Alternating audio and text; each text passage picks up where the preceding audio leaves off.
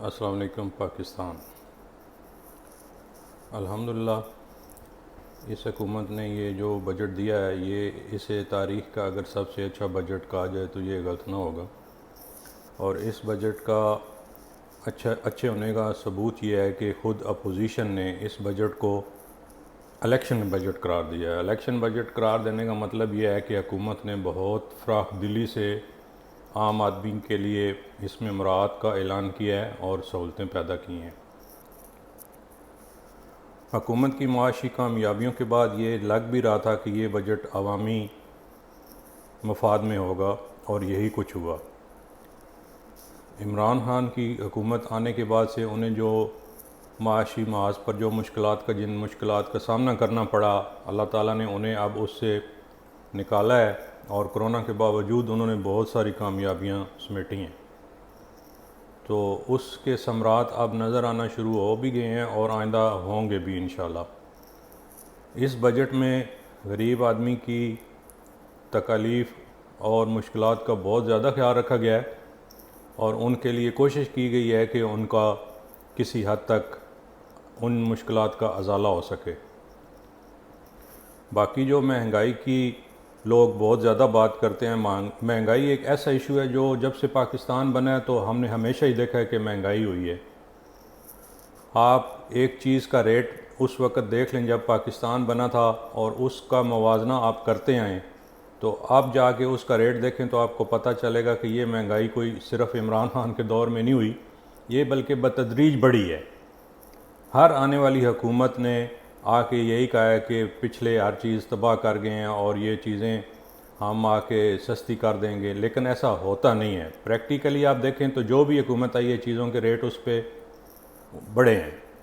اس کی وجوہات میں سے ایک وجہ تو یہ ہوتی ہے کہ کچھ لوکلی ہمارا کنٹرول نہیں ہوتا، ہمارے ادارے ناکام رہتے ہیں، اور اب بھی ایسا ہے کہ کچھ ادارے جو ان چیزوں کے ریٹ کنٹرول کرنے کی جن کی ذمہ داری ہے وہ اپنی ڈیوٹی صحیح طریقے سے انجام نہیں دے پائے، اور ابھی بھی دے نہیں پائے، جن پہ حکومت کو دیکھنے کی ضرورت ہے اور ان پہ سختی کرنے کی ضرورت ہے۔ دوسرا ایک جو اہم فیکٹر یہ ہوتا ہے کہ جو انٹرنیشنل لیول پہ کچھ چیزوں کے ریٹ بڑھ جاتے ہیں تو اس کا پھر امپیکٹ جو ہے وہ پاکستان میں پڑنا بھی لازمی ہوتا ہے، اس کو آپ اوائڈ نہیں کر سکتے۔ ابھی دیکھ لیں کہ خوردنی تیل کی قیمتوں پہ بہت شور ہو رہا تھا، تو خوردنی تیل کی قیمتوں کے بارے میں آپ کو کچھ حقائق بتانا چاہتا ہوں کہ میں اس وقت یہ ویڈیو دوحہ سے ریکارڈ کر رہا ہوں اور میں دوحہ میں مقیم ہوں۔ تو دوحہ میں جو پوزیشن ہے، میں ایک خوردنی آئل استعمال کرتا تھا، وہ لوکل آئل ہے اور اس کا نام زین ہے، ZAIN۔ اس کے 5 لیٹر والی بوٹل جو ہے وہ ہم پہلے یہاں پہ لیتے تھے 18 سے 20 ریال میں پرموشن میں۔ تو ابھی پچھلے دنوں میں جب گروسری لینے کے لیے گیا ایک مال میں، تو وہاں پہ میں نے وہ بھی آئل بھی لینا تھا، تو میری حیرت کی اس وقت انتہا نہیں رہی جب میں نے اس آئل کی قیمت اس پہ 38 لکھی ہوئی دیکھی، اور وہ بھی پرموشن میں، یعنی آلموسٹ ڈبل ہوگی یہ قیمت یہاں بھی۔ تو اگر یہی اثر یعنی پاکستان میں بھی آپ کو نظر آئے گا تو وہاں بھی خوردنی تیل یعنی کوکنگ آئل اور گھی وغیرہ اگر مہنگے ہوں گے تو اس میں کسی حد تک یعنی یہ جو انٹرنیشنل لیول پہ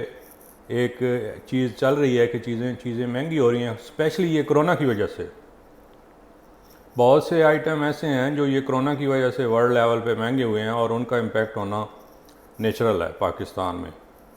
تو اس کا مطلب یہ نہیں ہے کہ اداروں کو معافی دے دی جائے یا ان کو کھلی چھوٹ دے دی جائے، جو ان کی ڈیوٹی ہے ان کو وہ کرنی چاہیے۔ کچھ چیزوں میں خود ساختہ مہنگائی بھی ہے، کچھ لوگ ایسے بھی ہیں جو جان بوجھ کے یہ مہنگائی پیدا کر کے عمران خان کی حکومت کو ناکام کرنے کے در پہ ہیں، لیکن ان چیزوں کا سدباب کرنا حکومت کا کام ہے، وہ آپ کا یا میرا کام نہیں ہے، ہماری ذمہ داری نہیں ہے۔ حکومت نے اگر اپنے آپ کو اس سے بدنامی سے بچانا ہے تو پھر انہیں سخت اقدامات کرنے ہوں گے۔ ان لوگوں کے ہاتھوں یرغمال نہیں بننا ہوگا جو اس مہنگائی کو جان بوجھ کے بڑھا کے عمران خان کی حکومت کو ناکام کرنا چاہ رہے ہیں۔ ان کے ساتھ آنی ہاتھوں سے نمٹنا ہوگا، اور وہ جو چیزیں جان بوجھ کے مہنگی نہیں ہوتی ہیں اصل میں، لیکن ان کو مہنگا کر دیا جاتا ہے، مصنوعی قلت پیدا کر دی جاتی ہے، ذخیرہ اندوزی کر دی جاتی ہے، اس چیز کا سدباب کرنے کے لیے حکومت کو میدان میں آنا ہوگا۔ اور بجٹ کے اچھا ہونے میں کوئی شک نہیں ہے، اسے تمام مبصرین جو معاشی ماہرین ہیں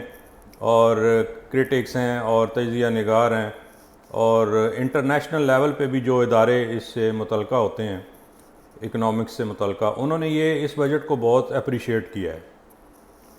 اس بجٹ کے اچھا ہونے کا ثبوت یہ بھی ہے کہ اس میں آئی ایم ایف کو بھی اعتماد میں نہیں لیا گیا، آئی ایم ایف کی شرائط بھی پوری نہیں کی گئیں۔ ہمارے وزیر خزانہ نے کہا ہے کہ ہم آئی ایم ایف کے ساتھ دوبارہ رابطہ کر کے ان کے ساتھ بات چیت کریں گے اور بجلی کی قیمت نہیں بڑھائیں گے ان کی مرضی کے مطابق، کچھ ایسی اور چیزیں کریں گے جن سے ٹیکس تو بڑھے گا، کلیکشن بھی بڑھے گی، لیکن عوام پہ اثر نہیں پڑے گا۔ تو اب حکومت کا یہ فرض ہے کہ جب اتنے معاشی میدان میں اتنی اہم کامیابیاں مل گئی ہیں تو ان چیزوں کے ثمرات عام آدمی تک پہنچنے چاہیے، اور اس سلسلے میں حکومت کی طرف سے مثبت کوششوں کی بہت زیادہ ضرورت ہے۔ اللہ تعالی ہم سب کا حامی و ناصر ہو۔ پاکستان زندہ باد۔